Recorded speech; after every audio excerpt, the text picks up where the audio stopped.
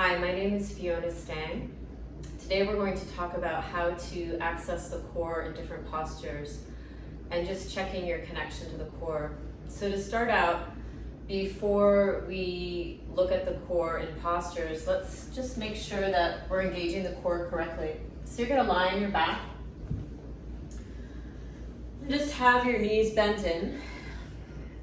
Take your hands to your belly, just right on the inside of the pelvis.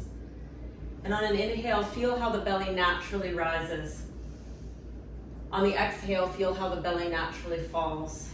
Now we're not using mulabandha here, we're just using a normal breath. Belly rises and belly falls on the exhalation. If you add in the free breathing component, become aware of the big toes and press into them subtly. And imagine there's two magnets, but they're very small on your inner knees. So the magnets are too small to make the knees touch, but that intention is there, just a little bit. If you're holding your whole kind of pelvic girdle, keep the hip flexor soft.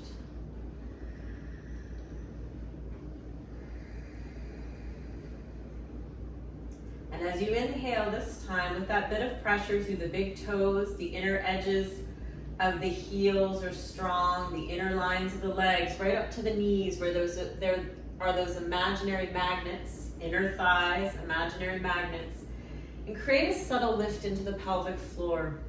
And keep breathing and notice if you can still about an inch below the belly button as you breathe. So on the inhalation, you still feel the breath come down, but right below the belly button by about an inch, there's a stillness because you're holding a very subtle contraction. Inhale the audible ah sound for your free breathing, like you would do in your Ashtanga practice. Exhale an audible ha. And on the exhalation, rather than there being no movement, you'll feel a subtle dip. On the inhalation, where normally there's a rise, you'll feel pretty much a subtle stillness. So inhale and exhale. Pretty much the same, where your hand is holding on the lower abdomen, not much movement. Keep breathing like this, noticing the breath, expanding the ribs and upper chest. Shoulders are relaxed. And then on your next inhalation, press through the big toes, feel the magnets in the inner knees, inner thighs, right up to the pelvic floor. And then see if you can lift your right foot off the floor on an inhale, and exhale, lower it down. You're trying to feel that there's no movement in that lower abdomen still. It's still still. The abdominal muscles aren't pushing out, but they're staying steady and still. Try the other side. Inhale, engage through big toes, lift up. Again, no movement where the hands are pressing. Exhale, lower down. Right leg again, inhale. And exhale. Left leg. And exhale. Now for fun, I want you to almost brace and push the lower abdominal muscles out.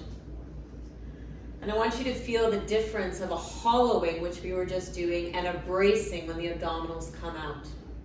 Ideally, when we're doing postures like Navasana, for example, we want the lower belly to be hollowed. This is the kind of the connection up to mulabandha.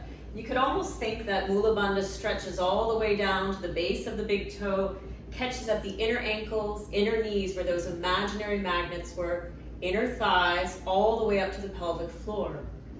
So play around with that. Again, inhale, lift.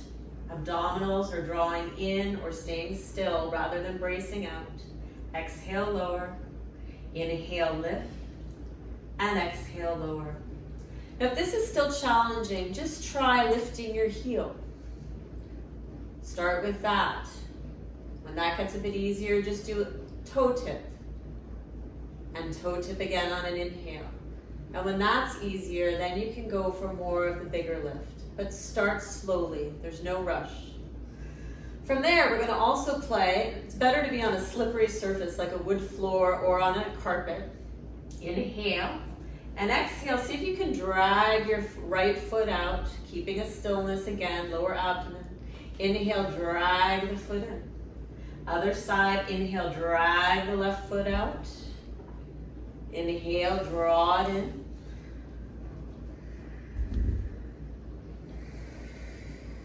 And just make sure you're breathing one direction and then breathing the other direction.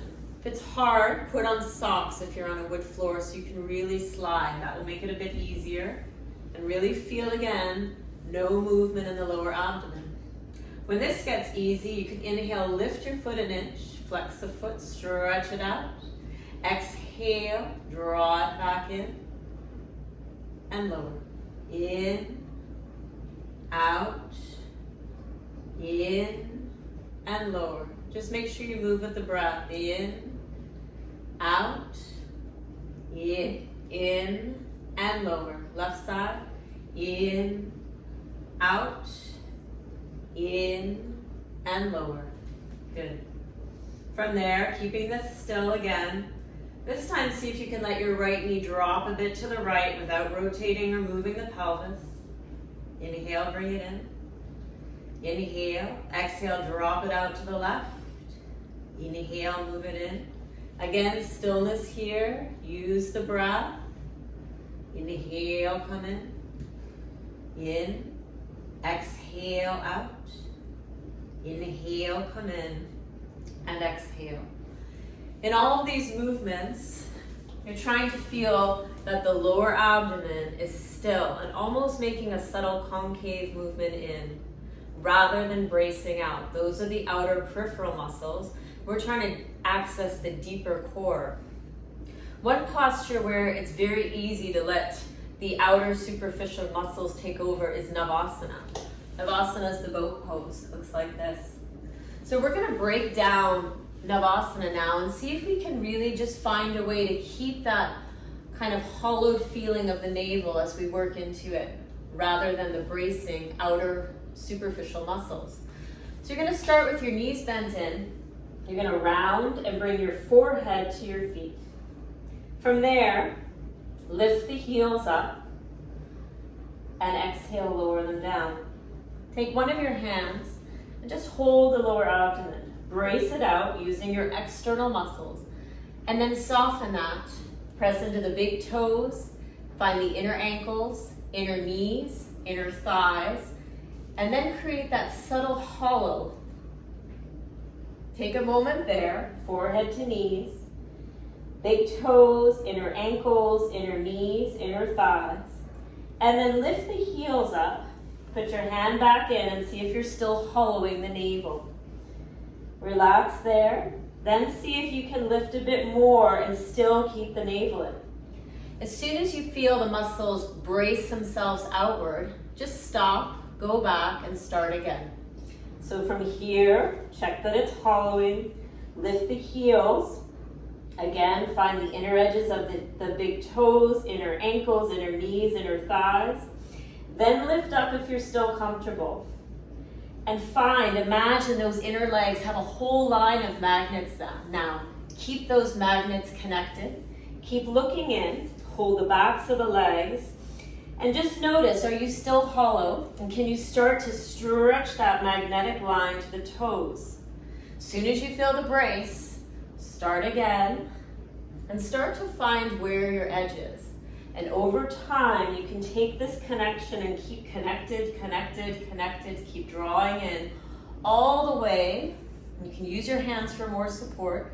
Eventually, you may be able to let them go and stretch your boat, point the toes, and still have this drawing in rather than out. So there's a difference between the bracing and the drawing in. In Navasana, we normally hold for 5. As you exhale, look in, re-hollow, plant the feet down, inhale, lift, and lower. If on the lift, the muscles brace out again, instead, look in, plant the hands, press down and out through the hands. Imagine you can lift. Can you then keep the navel hollowed? Or maybe you can, and you can also lift the buttocks. Or maybe you can stay hollow and lift everything. From there, start again. Connect all the way in. Seal the inner edges of the feet. And slowly find a place where you lose, or maybe not, the connection. And only go as far as you can keep connected. From there, we exhale, reestablish our connection to bandha, reestablish that hollow, and we work from there. I hope that helps.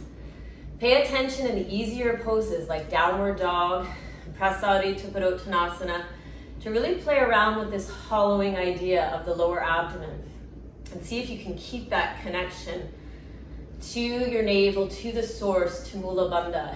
And you'll really start to notice that you can cultivate a great lightness in the practice.